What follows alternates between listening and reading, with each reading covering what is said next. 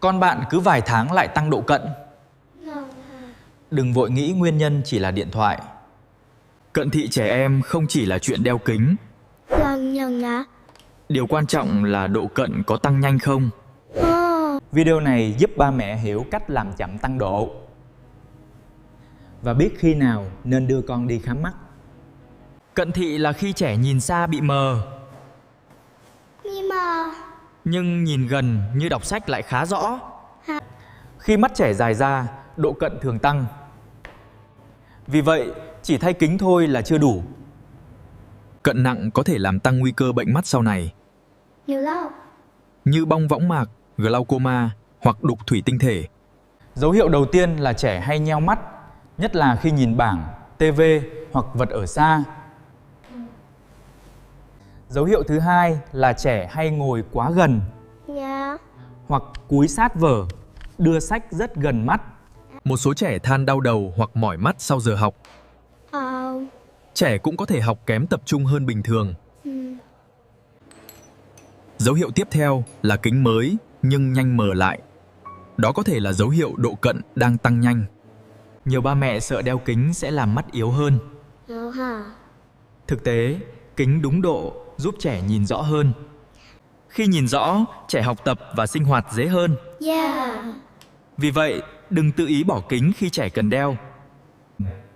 Một sai lầm khác là cố tình cắt kính thấp độ. Việc này có thể khiến trẻ nhìn mờ và mỏi mắt hơn. Đừng chỉ thay kính rồi quên theo dõi tốc độ tăng độ. Trẻ tăng nhẹ khác hoàn toàn với trẻ tăng rất nhanh. Các mẹo massage hay thuốc bổ không thể chữa hết cận thật. Chúng không thay thế được khám mắt và theo dõi đúng. Nếu cha mẹ cận thị, nguy cơ của trẻ sẽ cao hơn. Vì vậy, trẻ cần được kiểm tra mắt sớm hơn. Yếu tố nguy cơ 2, nhìn gần quá lâu cũng làm mắt dễ mệt hơn. Ít ra ngoài trời là yếu tố phụ huynh không nên bỏ qua. Tại Việt Nam, cận thị học đường là vấn đề đáng chú ý. Nghiên cứu cho thấy tỷ lệ cận có xu hướng tăng theo lớp. Cách đầu tiên là cho trẻ khám mắt định kỳ. Đừng chỉ đo kính nhanh rồi thay kính ngay. Điều cần xem là độ cận tăng nhanh hay chậm. Theo dõi đều giúp bác sĩ chọn hướng kiểm soát phù hợp. Cách thứ hai là tăng thời gian ngoài trời cho trẻ. Nếu có thể, hãy cho trẻ vận động mỗi ngày. Nhiều nghiên cứu cho thấy ngoài trời giúp giảm nguy cơ khởi phát cận thị. Ánh sáng tự nhiên và nhìn xa đều có lợi cho mắt trẻ. Nhưng nếu trẻ đã cận và tăng nhanh, ngoài trời thôi có thể chưa đủ. Khi đó, phụ huynh nên đưa trẻ đi khám chuyên khoa mắt. Cách thứ ba là giảm nhìn gần liên tục. Trẻ học và dùng thiết bị cần có khoảng nghỉ.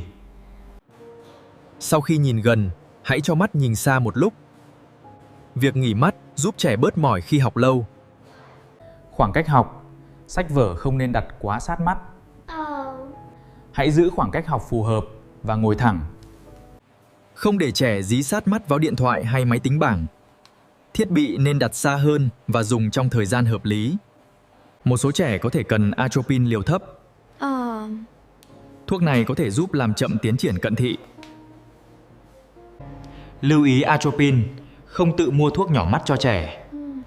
Atropine cần bác sĩ chỉ định và theo dõi.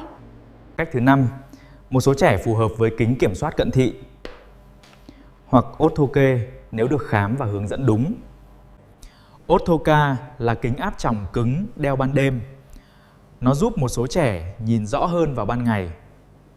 Nhưng kính áp tròng cần vệ sinh rất kỹ. Nếu làm sai, trẻ có thể bị viêm giác mạc. Nếu trẻ nhìn mờ bảng hoặc hay nheo mắt, hãy đi khám. Đặc biệt khi độ cận tăng nhanh trong 6 đến 12 tháng. Nếu một mắt nhìn kém hơn, cũng không nên chủ quan. Trẻ đau đầu nhiều khi học cũng cần kiểm tra mắt. Khi đi khám, hãy hỏi con tăng độ nhanh không? Và hỏi con có cần kiểm soát cận thị không? Hãy nhớ 4 việc chính: khám định kỳ, ra ngoài trời, nghỉ mắt khi học. Cận thị không phải lúc nào cũng hết được. Nhưng tăng độ nhanh có thể kiểm soát sớm nếu làm đúng. Cảm ơn bạn đã xem video. Hẹn gặp lại trong video tiếp theo.